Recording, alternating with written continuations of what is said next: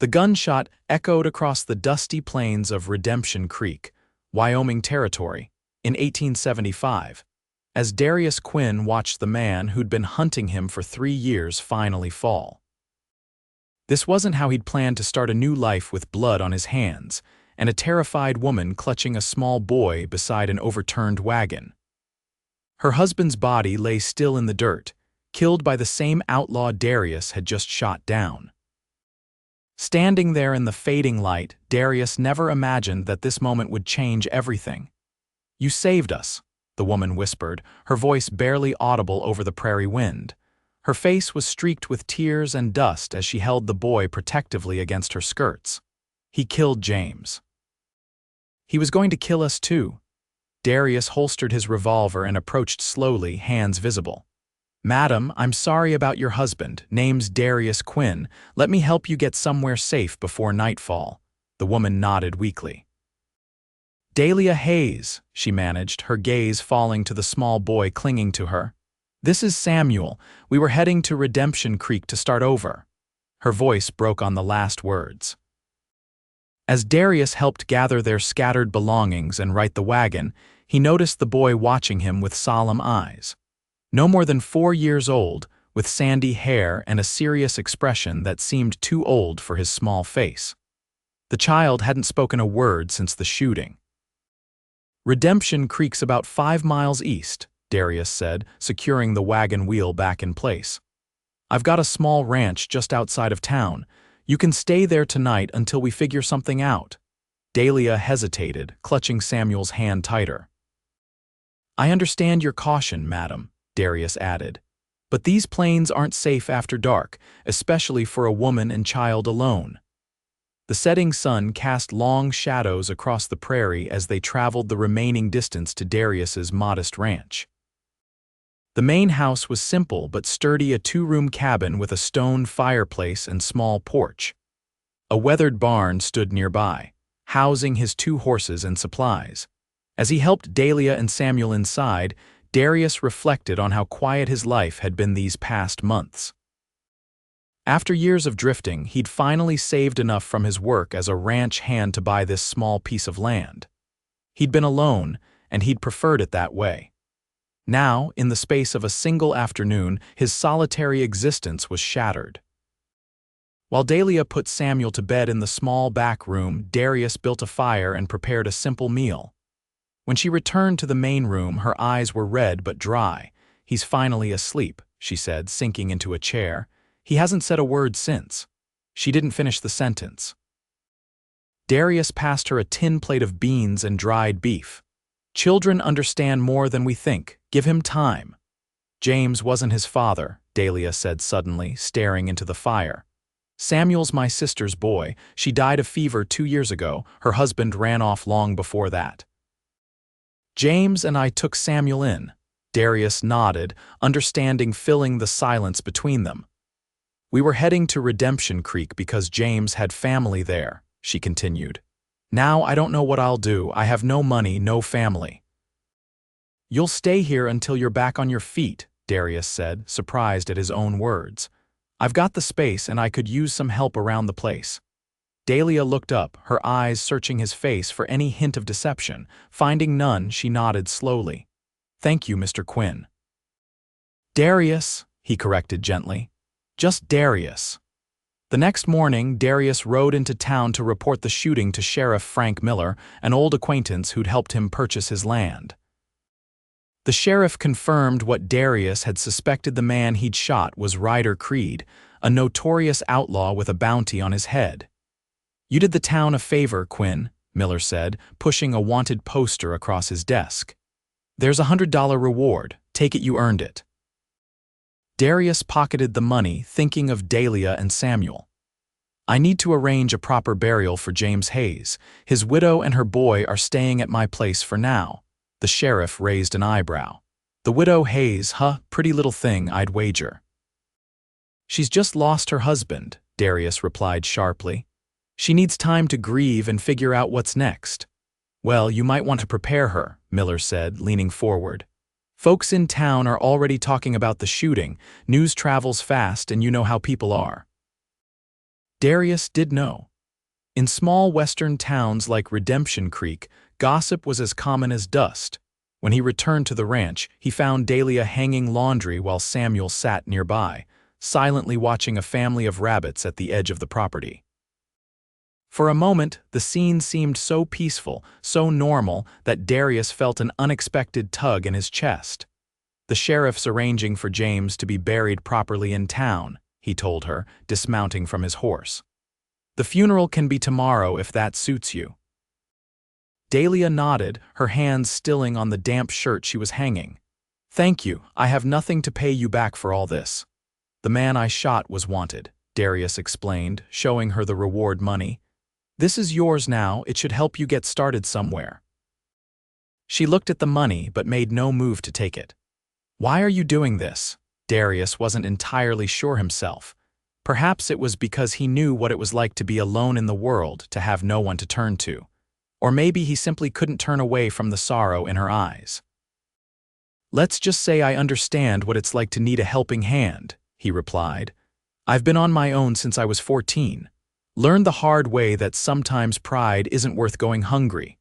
The funeral was a modest affair. Most of the townspeople came out of curiosity rather than respect, eager to see the woman whose husband had been killed by an outlaw and rescued by the reclusive Darius Quinn.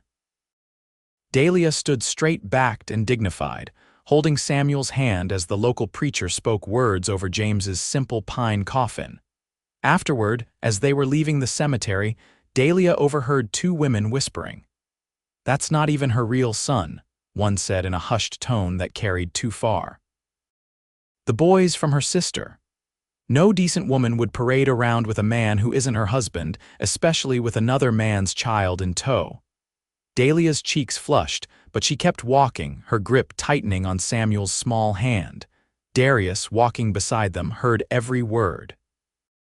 His jaw tightened, but he said nothing until they were in the wagon heading home. "People talk," he said simply. "Most of them have empty lives, and filling them with gossip makes them feel important." Dahlia's eyes shimmered with unshed tears. "I'm used to it. Ever since I took in Samuel after my sister died, there have been whispers. James never cared what people thought. He loved Samuel like his own." Darius glanced at the boy, who was watching the passing landscape with the same solemn expression. "What about Samuel's real father?" "Andrew Keller," Dahlia said, her voice hardening. "He left my sister when she was 7 months along with Samuel. Last we heard, he was running with a gang up near the Montana territory." Days turned into weeks, and spring bloomed across the Wyoming prairie. Dahlia and Samuel remained at Darius's ranch, falling into an unexpected rhythm of shared lives. Dahlia proved herself capable and hardworking, cooking meals, tending a small vegetable garden she'd started, and keeping the cabin in order. Samuel slowly began to emerge from his shell, following Darius around the property and watching intently as he worked with the horses or repaired fencing. One evening in late April, as they sat on the porch after supper, Samuel spoke his first words since the shooting. "Can I help with the horses tomorrow?" he asked, his small voice startling both adults. Darius recovered first, nodding seriously at the boy. "I could use a good assistant. Those horses respect a steady hand." Samuel's face brightened, and Dahlia's eyes filled with tears of relief as she watched the exchange. Later, after Samuel was asleep, she joined Darius outside where he was smoking his pipe. "Thank you," she said simply, "for everything." "He's a good boy," Darius replied, "strong like his aunt." Their eyes met in the dim light, and something shifted between them, a recognition of feelings neither was ready to name. Dahlia looked away first, wrapping her shawl tighter around her shoulders. "I've been thinking," she said. "It's time I found work in town. Mrs. Peterson at the general store mentioned she needs help. We can't impose on your kindness forever." "You're not imposing," Darius said, surprising himself with the emotion in his voice. "Having you both here, it's good." He cleared his throat. "But I understand you wanting your independence." The following day, Darius kept his promise to Samuel, showing him how to approach the horses gently and brush their coats. The boy was a natural with animals, patient and calm. When Samuel got the old mare to take an apple from his small palm, his face lit up with a smile that transformed him. "My pa, I mean James, he showed me how to feed horses," Samuel said, the words coming easier now. "He said animals know good people." Darius knelt beside him. "James was right, and he was your pa in all the ways that matter." Samuel considered this, then nodded solemnly. "Mama Dahlia says he's in heaven now." "I believe he is," Darius replied, surprised by the lump in his throat. Over the next few weeks, Dahlia began working part-time at the general store in town. The arrangement seemed to suit everyone. She earned her own money and maintained her sense of independence, while Darius watched over Samuel during her working hours. The boy blossomed under Darius's patient guidance, learning about ranch life and gradually talking more. However, not everyone in Redemption Creek approved of the unusual arrangement. Whispers followed Dahlia whenever she walked through town, and more than once, conversations stopped abruptly when she entered the store. One Saturday in May, Darius took Samuel to town to pick up supplies while Dahlia worked. They were loading sacks of feed into their wagon when Thomas Blackwell, the wealthiest rancher in the county, approached with his 2 ranch hands. "Quinn," Blackwell said, his voice carrying down the street. "Heard you've got yourself a ready-made family these days." Darius straightened up, positioning himself slightly in front of Samuel. "Just helping out neighbors in need, Blackwell, something you might try sometime." Blackwell laughed, the sound devoid of humor. "Mighty neighborly indeed. Taking in a widow and a bastard that ain't even hers." His eyes flickered to Samuel, who shrank back against the wagon. Darius's hand instinctively moved toward his holster before he caught himself. "You want to step away and mind your business," he said, his voice deadly quiet.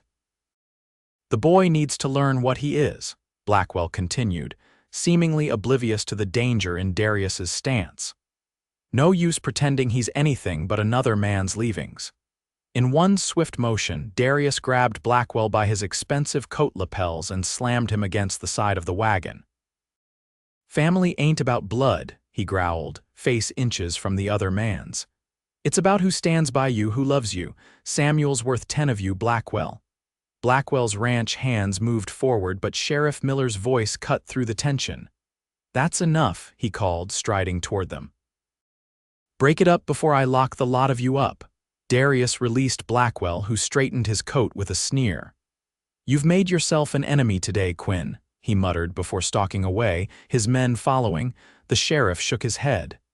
"You know better than to start trouble in my town, Quinn." "He was talking about the boy," Darius said, looking over to where Samuel stood wide-eyed by the wagon. "I won't have that, Frank, not ever," Sheriff Miller sighed. "Blackwell's got money and influence, be careful." When they returned to the ranch, Samuel was unusually quiet again. As they unloaded the supplies, the boy finally spoke. "What's a bastard?" he asked, the cruel word sounding wrong in his innocent voice. Darius set down the sack he was carrying and knelt to meet Samuel's eyes. "It's a mean word some people use when they don't understand what makes a real family." "But they're wrong, Samuel. Family isn't just about whose blood you share, it's about who loves you, who takes care of you. Like you take care of me and Mama Dahlia." Darius swallowed hard. "Yes, like that." That evening, after Samuel was asleep, Darius told Dahlia about the confrontation with Blackwell. Her face paled, but anger sparked in her eyes. "Samuel doesn't deserve any of this," she said fiercely. "He's just a child." "I know," Darius agreed, "but Blackwell's a problem. He owns half the businesses in town, including the bank. He could make things difficult." Dahlia paced the small room. "Perhaps we should leave, find another town." "No," Darius interrupted. "This is your home now, our home, we're not running." The word "our" hung between them, charged with meaning neither had yet acknowledged aloud. Dahlia stopped pacing and met his gaze. "Darius," she began, her voice soft. "I need to say something." He waited, heart hammering in his chest. "These past months, Samuel and I have come to care for you. More than I thought possible." She twisted her hands nervously. I know it's too soon after James, and I have no right to. Darius crossed the room in 2 strides and gently took her hands in his. Dahlia, he said, his voice rough with emotion. I've been alone most of my life. I never thought I'd want anything else. Then you and Samuel came along, and suddenly this place feels like a real home. Tears filled her eyes. What are you saying? I'm saying I love you, he replied simply. Both of you, and if you'll have me, I want to be a family, a real family. Dahlia's answer was to rise on her tiptoes and press her lips to his, a kiss that spoke of new beginnings and hard-won hope. The following Sunday, they attended church together for the first time, presenting a united front to the town's curious stares. Samuel walked between them, holding both their hands. When Preacher Wilson welcomed the Quinn family from the pulpit, Dahlia squeezed Darius's hand tightly. After the service, several families approached them with cautious but genuine welcomes. Not everyone was as narrow-minded as Blackwell, it seemed. My Robert and I were wondering if your boy might like to come play with our sons sometime, said Martha Jensen, wife of the town blacksmith. They're always looking for another friend for their games. Samuel would like that, Dahlia replied, smiling as the boy nodded eagerly. Not everyone was welcoming, of course. Several of the town's more prominent families kept their distance, and Blackwell's wife pointedly gathered her children away when Samuel approached. But it was a start. As June arrived with its longer days and warmer weather, Darius began making plans to expand the ranch. With the reward money from Creed's bounty and his own savings, he purchased 20 head of cattle and began constructing a larger corral. I'm thinking we could add a room to the house, he told Dahlia one evening as they watched the sunset from the porch. Samuel should have his own space as he grows. Dahlia looked at him with warmth in her eyes. You're already thinking of his future. Our future, Darius corrected. Which reminds me. He reached into his pocket and pulled out a small, worn velvet box. This was my mother's. It's not much, but it's perfect, Dahlia whispered as he opened the box to reveal a simple gold band with a small pearl. Marry me, Darius said, taking her hand. Be my wife. Let me be Samuel's father in truth, if not in blood. Yes, she answered without hesitation. Yes to all of it. They married 2 weeks later in a simple ceremony performed by Preacher Wilson in the town's small church. Samuel stood proudly at Darius's side, wearing a new shirt and polished boots for the occasion. Sheriff Miller served as best man, and to everyone's surprise, Martha Jensen and several other town wives helped Dahlia prepare for the ceremony, signaling a shift in the town's acceptance. After the wedding, they held a modest celebration at the ranch. As the afternoon sun began to set, casting golden light across the prairie, Darius found a moment alone with Samuel while Dahlia spoke with guests. How do you feel about today? Darius asked the boy. Samuel considered the question with characteristic seriousness. Happy, he finally decided. But what? What do I call you now? The boy asked, his brow furrowed with concern. Darius knelt to eye level with him. You can call me Darius like always, or... He hesitated, emotion making his voice rough. Or you could call me Pa if you wanted, but only if that feels right to you.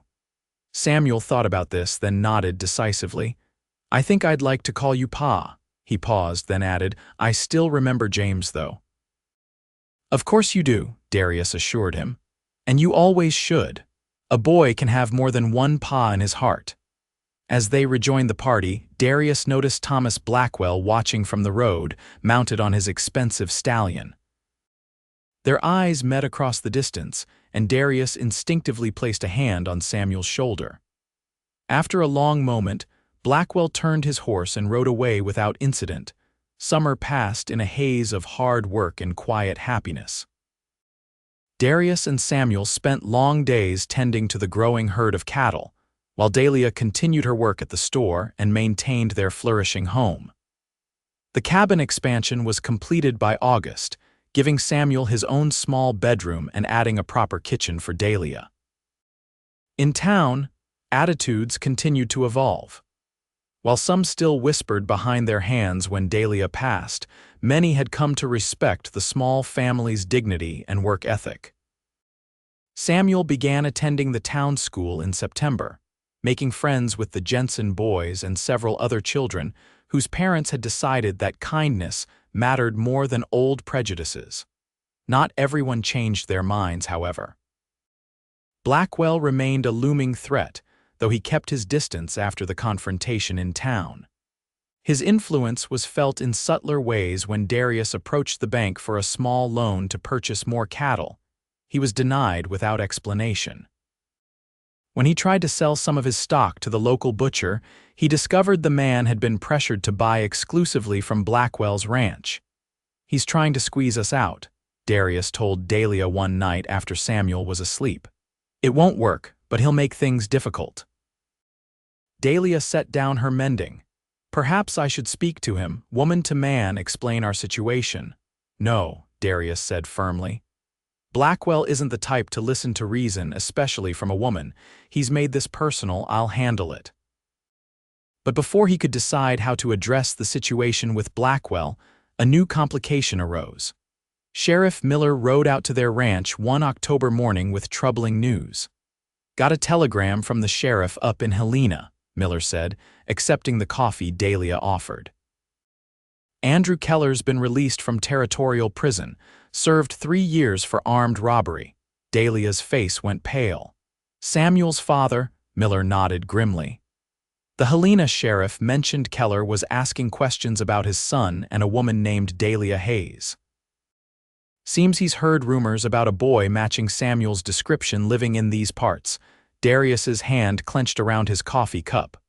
"What does he want after all this time?" "Can't say for certain," Miller replied, "but men like Keller usually want something. Money, maybe. Or worse, he might have genuine interest in claiming his son now that he's out." "He has no right," Dahlia said fiercely. "He abandoned Samuel before he was even born. He's never sent so much as a letter or a penny for his care." "I know that," Miller said gently. "But the law sometimes sees things differently when it comes to blood relations." After the sheriff left, Darius found Dahlia in Samuel's room watching the boy sleep. "He can't take him," she whispered, tears streaming down her face. "Samuel doesn't even know him." Darius put his arms around her. "No one is taking Samuel from us. I promise you that." The next morning, Darius rode into town and went straight to Judge Wilson's home, the brother of Preacher Wilson and the county's only legal authority. The judge listened carefully to Darius's situation. "Legally speaking, it's complicated," Wilson admitted. "Keller is the boy's natural father and courts tend to respect those ties. However, his abandonment and criminal history work against him." "What can we do?" Darius asked, leaning forward in his chair. "Adoption," the judge replied. "File the papers immediately. It won't guarantee anything if Keller challenges it, but it establishes your intentions and commitment to the boy. I'll help expedite the process." By the time Darius returned home, he had preliminary adoption papers in hand. That evening they explained the situation to Samuel as gently as possible. "A man named Andrew Keller might come to see you," Dahlia told him. He's your blood father from before you were born." Samuel's eyes widened. "Like how James was my first pa and now Darius is my pa." "Not exactly," Darius said carefully. "This man has never met you. He left before you were born and hasn't tried to find you until now." "Does he want to take me away?" Samuel asked, his voice small. Dahlia pulled him close. "No one is taking you anywhere you don't want to go. We're your family now. These papers," Darius explained, showing Samuel the documents, "will make me your pa by law, not just in our hearts, but only if that's what you want." Samuel studied the papers solemnly, then looked up with the determination that sometimes made him seem older than his years. "I want to be Samuel Quinn," he said firmly. "I want you to be my pa forever." 2 days later, Andrew Keller rode into Redemption Creek. He was a handsome man despite the hard years visible on his face, tall and broad-shouldered with the same sandy hair as Samuel. He went straight to the saloon, where he made no secret of his purpose in town. "I'm looking for my son," he announced loudly. boy named Samuel, be about 5 years old now. His mother was Eleanor Hayes. Heard he's living with his aunts somewhere around here. Word reached the Quinn ranch within hours. Darius immediately sent Dahlia and Samuel to stay with the Jensens while he dealt with Keller. Despite Dahlia's protests, he insisted on facing the man alone first. "We need to know what he wants," Darius explained. "If it's money, we can handle that if it's more complicated." He left the thought unfinished. Darius found Keller in the saloon that evening, drinking whiskey and regaling the bartender with exaggerated tales of his exploits. Up close, Darius could see the resemblance to Samuel more clearly, and it hardened his resolve. This man might have provided the blood, but he had no claim to the boy's heart, Keller, Darius said, approaching the bar. "I'm Darius Quinn. I believe you're looking for me," Keller turned, sizing him up with practiced ease. "You're the man who's got my boy." "I'm Samuel's father," Darius replied evenly, "by his choice and mine." A dangerous smile spread across Keller's face. "That's a matter of opinion and law. Blood counts for something in these parts." "So does abandonment," Darius countered. "Samuel doesn't know you, doesn't even know your name." "That's a situation I aim to remedy," Keller said, taking another drink. "Boy should know his real father." "What do you want, Keller? Really? You've had 5 years to find him. Why now?" Keller shrugged, but something calculated flickered in his eyes. "A man changes in prison. Gets to thinking about legacy, family. Maybe I want a chance to know my son. Or maybe," Darius suggested, "you heard rumors that the boy's new father has a growing ranch, that there might be something in it for you." Keller's expression hardened. "Be careful, Quinn, I've got rights." "You've got nothing," Darius replied. "We've filed adoption papers with Judge Wilson. Samuel has made his choice clear. He's a Quinn now." "Papers can be challenged," Keller said, his voice dropping. "Courts can be persuaded, could get messy public. Boy might hear things no child should know about the woman raising him." Darius's hand twitched toward his gun, but he controlled himself with effort. "You're threatening a woman who's done nothing but love and protect your abandoned son." "I'm explaining reality," Keller said, "but I'm reasonable. $500 and I disappear. Samuel never needs to know I was here." "You'd sell your own son?" Darius asked, disgust evident in his voice. Keller smiled coldly. "I prefer to think of it as compensation for my loss. $500, Quinn, small price for a family." "I'll have an answer for you tomorrow," Darius said, fighting to keep his voice steady. "Meet me at Sheriff Miller's office at noon." As he rode back to the Jensen farm, Darius's mind raced. $500 was nearly everything they had saved, money intended to expand the ranch and secure Samuel's future. But if paying Keller would end the threat permanently, Dahlia was waiting anxiously on the Jensen's porch. "What does he want?" she asked as soon as he dismounted. "Money," Darius confirmed. $500 to disappear forever." "We have it," Dahlia said immediately. "It's worth every penny to keep Samuel safe." "I know," Darius agreed, "but something doesn't sit right. Men like Keller, they come back for more once they know you'll pay." Inside, they found Samuel playing checkers with the Jensen boys, seemingly oblivious to the adults' concerns. Seeing him there, happy and secure, strengthened Darius's resolve. This boy was his son in every way that mattered. Later that night, after Samuel was asleep in the Jensen's spare room, Darius discussed his suspicions with Robert Jensen. "You're right to be cautious," Jensen agreed. "I've known men like Keller. They see children as leverage, not people to love." "I can't let him keep threatening Samuel's future," Darius said. "Even if we pay him now, what's to stop him returning in a year demanding more?" "Nothing," Jensen admitted. "Except perhaps knowing there's nothing to gain." The following morning, Darius made an unexpected visit to Thomas Blackwell's ranch. The wealthy rancher was surprised to find Quinn on his property, but agreed to speak with him privately. "I never thought I'd see you asking for my help, Quinn," Blackwell said as they stood in his elaborate study. "I'm not asking for myself," Darius replied. "It's about Samuel." He explained the situation with Andrew Keller, watching Blackwell's expression carefully. Despite their differences, Darius knew Blackwell was a family man who doted on his own children.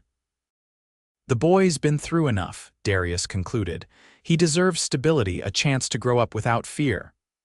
Blackwell was silent for a long moment. You really love that boy, he finally said, even knowing he's not yours by blood.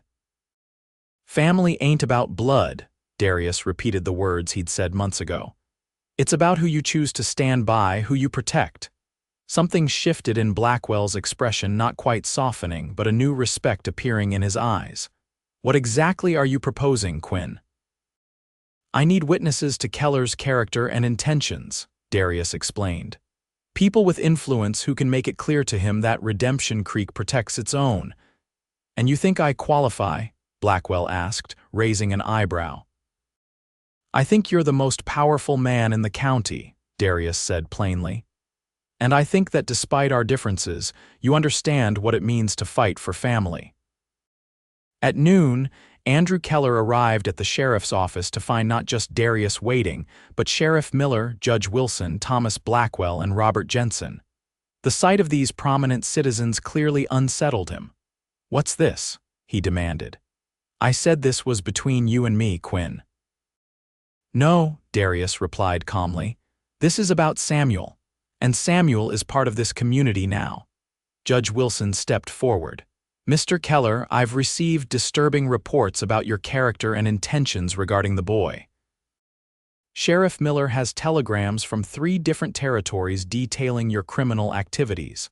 Keller's eyes narrowed. I've served my time. I have rights to my son. Rights that can be terminated, the judge continued, when clear evidence of unfitness and abandonment exists. Which in this case it does. Thomas Blackwell spoke next, his voice carrying the weight of his wealth and influence. Redemption Creek takes care of its own, Keller. The Quinn boy, and yes, he is a Quinn now, has the protection of this entire town. You're bluffing, Keller said, but uncertainty had crept into his voice. $500, Darius said, placing a stack of bills on the sheriff's desk. As agreed. Take it and leave Samuel in peace. Sign these papers relinquishing any claim to him, and we never have to see each other again. And if I refuse, Keller challenged. Then you get nothing, Sheriff Miller said flatly. Except perhaps a close examination of your activities since leaving prison. I hear the territorial marshal is very interested in parole violations. Faced with united opposition and the prospect of returning to prison, Keller's resolve crumbled. He signed the papers Judge Wilson presented, took the money with poor grace, and left town the same day, heading west toward the Nevada territory. As Darius prepared to leave the sheriff's office, Thomas Blackwell stopped him at the door. Quinn, he said awkwardly. About what I said that day in town, regarding the boy. Water under the bridge, Darius replied, extending his hand. Blackwell shook it firmly. Your loan at the bank, he said. I think you'll find them more amenable now, and Peterson at the butcher shop could use some good stock. Darius nodded, understanding the peace offering for what it was. Much obliged. That evening, as they returned to their ranch, Samuel ran ahead to check on his favorite calf, born just 2 weeks earlier. He seems none the worse for all this, Dahlia observed, watching him. Children are resilient, Darius replied, and he knows he's loved. Do you think Keller will come back? She asked, the worry still present in her voice. No, Darius said confidently. Men like that only fight when there's easy profit, and now he knows there's nothing easy about challenging this family. Dahlia leaned against him as they watched Samuel with the calf. This family, she repeated softly. I never thought we'd find this again after James died, a real home, a place to belong. Neither did I, Darius admitted. I spent so many years alone, convinced that was my fate. Now I can't imagine life without you both. The adoption became official 2 weeks later, with Judge Wilson presiding over a brief ceremony in his chambers. Samuel proudly signed his new name in careful, childish script, Samuel Quinn, with Dahlia and Darius standing beside him.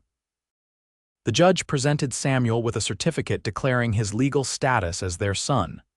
What do you think of your new name, Samuel Quinn? Dahlia asked as they walked home. Samuel considered this with his usual seriousness. It feels right, he decided, like it was always supposed to be my name. Winter came early that year, blanketing Redemption Creek in snow by mid-November. The Quinn Ranch was well prepared, with a full barn and stocked root cellar. On cold evenings, the family gathered around the fireplace, Darius teaching Samuel to whittle while Dahlia worked on sewing projects for the coming spring. One such evening in December, as wind howled outside, Dahlia set aside her sewing with an unusual expression on her face. "I have news," she said, her eyes meeting Darius's across the room. Something in her tone made him set down his whittling knife. "What is it?" "I went to see Dr. Collins today," she continued, a smile spreading across her face. "He confirmed what I've suspected for a few weeks now. We're going to have a baby, Darius, by summer's end." Samuel looked up from his whittling, eyes wide. "A baby like Martha Jensen's new sister?" "Yes," Dahlia laughed as Darius crossed the room to embrace her. "You're going to be a big brother, Samuel. Will it be a Quinn too?" Samuel asked seriously. "Of course," Darius replied, his voice thick with emotion. "Just like you." As winter gave way to spring and spring to summer, the Quinn Ranch flourished. The cattle herd doubled in size, and with the loan from the bank, approved without complication, thanks to Blackwell's influence, Darius purchased adjacent land to expand their grazing territory. Dahlia's pregnancy progressed without complications, her belly growing round beneath her aprons as she continued managing their thriving household. Samuel took his upcoming big brother duties seriously, helping prepare a small nursery in what had once been a storage area of the cabin. He also excelled in school, bringing home praise from his teacher for his reading abilities and careful arithmetic. "He has your brains," Darius told Dahlia one evening as they watched Samuel practice his writing at the kitchen table. "And your heart," she replied softly. "The way he cares for the animals, how he stands up for the younger children at school. That's all you, Darius." On a hot August evening, with cicadas singing in the tall grass surrounding the ranch, Sarah Eleanor Quinn entered the world after 12 hours of labor. She had Darius's dark hair and Dahlia's delicate features, and from the moment Samuel first held his baby sister, carefully supervised by his father, he was utterly devoted to her. "She's so small," he whispered, awestruck by her tiny fingers wrapping around his thumb. "You were that small once," Darius told him. "Hard to believe, isn't it?" As September turned the prairie grasses golden, the Quinn family settled into their new rhythm. Word came that Andrew Keller had been arrested in California for stagecoach robbery, likely ensuring he would remain imprisoned for many years. The threat he had posed seemed permanently removed, allowing them to focus on their future without looking over their shoulders. Thomas Blackwell, to everyone's surprise, became something of an ally to the Quinn family. When his wife organized a harvest festival that autumn, Dahlia was specifically invited to join the planning committee, a clear signal of their acceptance in the community's social circle. More practically, Blackwell recommended Darius's cattle to several prominent buyers, helping establish the Quinn Ranch as a respected operation in the territory. One crisp October afternoon, as golden leaves drifted down from the cottonwoods along the creek, Sheriff Miller rode out to the ranch with unexpected news. "Just got word from the territorial office," he told Darius as they stood by the corral. "They're establishing a new position, deputy marshal for this region. Need someone who knows the territory, has good judgment. Your name came up."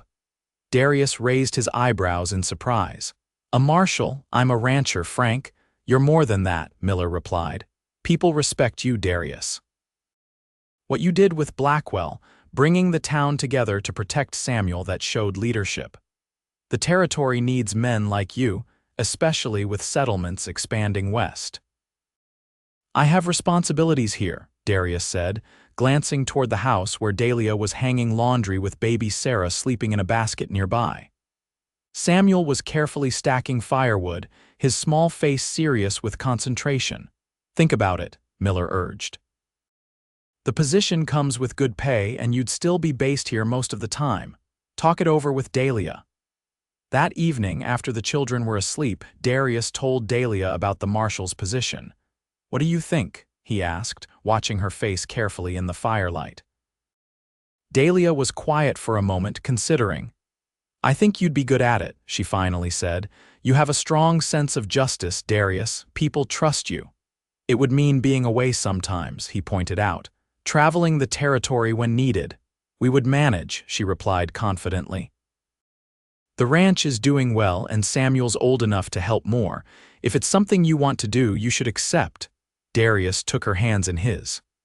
"When I bought this land, all I wanted was a quiet life, a place of my own. I never imagined having a family to consider, responsibilities beyond myself. And now," she prompted gently, "now I understand that a man's duty extends beyond his own fences," he said slowly. "What happened with Samuel, with Keller? It made me realize that sometimes standing up for what's right means taking on bigger responsibilities." Dahlia leaned forward and kissed him softly. "Then I think you have your answer." In November, Darius Quinn was sworn in as Deputy U.S. Marshal for the Wyoming Territory, with jurisdiction over 3 counties including Redemption Creek. His first official act was to establish a regular circuit of smaller settlements that had previously received little law enforcement attention. "You'll need a deputy of your own," Sheriff Miller pointed out during Darius's first week. "Someone you trust to watch things when you're on the circuit." "I have someone in mind," Darius replied. To everyone's surprise, he approached Robert Jensen, the blacksmith who had stood by him during the confrontation with Keller. Jensen accepted the position eagerly, having long harbored an interest in law enforcement, but lacking the opportunity to pursue it. As winter settled over Wyoming once more, the Quinn Ranch adapted to their new normal. When Darius traveled his circuit, Jensen would check on Dahlia and the children, while his wife Martha often brought her boys to play with Samuel. The community that had once whispered behind their backs now rallied around them, demonstrating the truth of what Darius had always believed, that family extended beyond blood to encompass all who stood together in times of need. On Christmas Eve, with snow falling gently outside and a fire crackling in the hearth, the Quinn family gathered in their cozy home. Sarah, now 4 months old, lay contentedly in a cradle Darius had crafted himself, while Samuel carefully placed handmade decorations on a small pine tree they had brought in from their land. "I have something for you," Darius told Samuel, retrieving a package wrapped in brown paper from his desk. "It's a bit early for Christmas, but I thought you might like it tonight." Samuel unwrapped the package to find a small leather journal, his name Samuel Quinn embossed on the cover in gold letters. "Every man should have a place to keep his thoughts," Darius explained. "To remember where he came from and plan where he's going." Samuel ran his fingers over the embossed letters, then looked up at Darius with eyes bright with emotion. "Thank you, Pa." Later, after Samuel had gone to bed, Darius and Dahlia sat together watching the fire, baby Sarah sleeping peacefully against her mother's shoulder. "You've given him so much more than a name," Dahlia said softly. "You've shown him what it means to be a good man." "He's shown me what it means to be a father," Darius replied. "I never knew I could love someone this much, any of you." He touched Sarah's tiny hand gently. "When I think about how close I came to riding past that overturned wagon that day." "But you didn't," Dahlia reminded him. "You stopped. You helped, and look at all that came from that one choice." Outside, the snow continued falling, covering Redemption Creek in a blanket of white that promised fresh beginnings when spring returned.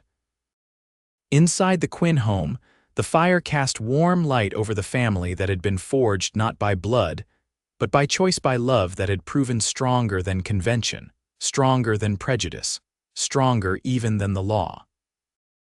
As Darius Quinn looked at his wife and children, he remembered the words he'd spoken to Thomas Blackwell that day in town, words that had changed not just Blackwell's perception, but had echoed through the community. reshaping attitudes and opening hearts. Family ain't about blood. It's about who stands by you, who loves you. In the years that followed, those words would become something of a personal creed for the Quinn family, as they welcomed others in need of home and belonging, orphaned children, widowed neighbors, travelers seeking refuge. Their ranch became known throughout the territory as a place where everyone was judged by their character rather than their circumstances, where the definition of family expanded to include all who needed it. And at the heart of it all was a boy who had once been abandoned but was now securely rooted in love. A boy who grew into a man carrying forward the lesson his father had taught him, that the strongest bonds are those we choose, and the truest family is the one we build with love.